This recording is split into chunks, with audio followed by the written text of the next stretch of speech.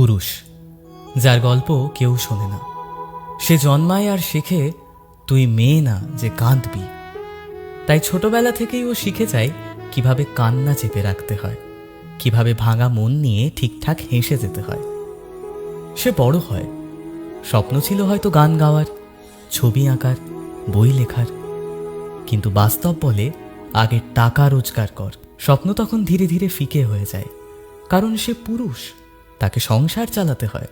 সে প্রেমে পড়ে, ভালোবাসে, যত্ন নেয়, সব কিছু দিয়ে দেয়। তবু যদি ভুল করে তাকেই দোষী করা হয়, কারণ সবাই ভাবে পুরুষ তো ভালোবাসায় সিরিয়াস হয় না। সে বাবা হয়, ভাই হয়, বন্ধু হয়, প্রতিটি সম্পর্কে সে নিস্তব্ধ ভরসা। সে নিজে কাঁদে না, কিন্তু কারোর চোখে জল এলে পুরো পৃথিবীর সাথে লড়তে পারে। তার কষ্ট, তার হতাশা, এসব যেন কখনো গুরুত্বপূর্ণই নয়, কারণ সে পুরুষ।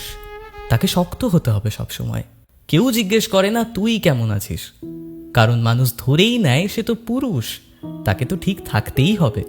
কিন্তু রাতের বেলা যখন আলো নিভে যায়, তখন সেই পুরুষ একা বিছানায় শুয়ে ভাবে, আমারও তো ইচ্ছে করে কেউ একটু আমায় জড়িয়ে ধরে জিজ্ঞাসা করুক, তুই কেমন আছিস।